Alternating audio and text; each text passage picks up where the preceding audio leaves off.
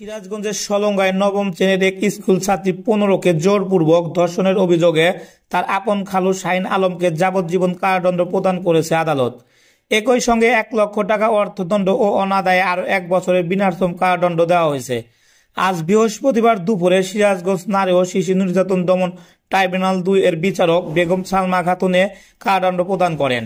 দণ্ডপ্রাপ্ত শাহিন আলম সিরাজগঞ্জের কামারগঞ্জ উপজেলার শ্যামপুর পশ্চিমপাড়া গ্রামের আসলাম মণ্ডলের ছেলে। এই আদালতের public prosecutor PP Masudur Rahman এ তথ্য নিশ্চিত করে বলেন, আসামির উপর অর্পিত 1 লক্ষ টাকা অর্থদণ্ড তার সম্পদ থেকে ভিকটিম আদায় করতে পারবেন। মামলার অভিযোগপত্রে উল্লেখ করা হয়েছে, 2019 সালের 26 ডিসেম্বর স্কুল ছাত্রী কুষ্টিয়া জেলার কুমারখালীতে তার খালার বাড়িতে বেড়াতে যায়। 2020 সালের 9 জানুয়ারি স্কুল ছাত্রী বাসযোগে কুষ্টিয়া থেকে সিরাজগঞ্জ ফিরছিল। ইতিমধ্যে স্কুল ছাত্রীর আপন খালু শাহিন আলম তাকে ফোন করে সিরাজগঞ্জ রোড গোল চত্বরে নামতে বলে। দুপুরে স্কুল ছাত্রী রোড গোল চত্বরে নামলে খালু শাহিন আলম তাকে সলঙ্গা থানার চরিয়া শিকার উত্তরপাড়া তার ভাড়া বাড়িতে আসতে বলেন। ওই বাড়িতে শাহিন আলম ও তার স্ত্রী থাকেন। ওই দিন শাহিন আলমের স্ত্রী আখি খাতুন সিরাজগঞ্জে বেড়াতে আসেন।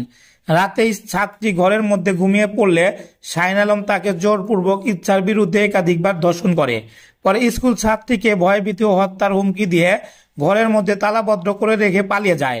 পরের দিন সকালে শাহিন আলমের স্ত্রী বাড়িতে আসলে স্কুল ছাত্রী বিষয়টি তাকে অবগত করেন। এই ঘটনায় স্কুল ছাত্রীর বাবা বাদী হয়ে মামলা দায়ের করেন। মামলা চলাকালে 12 জন সাক্ষী সাক্ষ্য গ্রহণ করেন।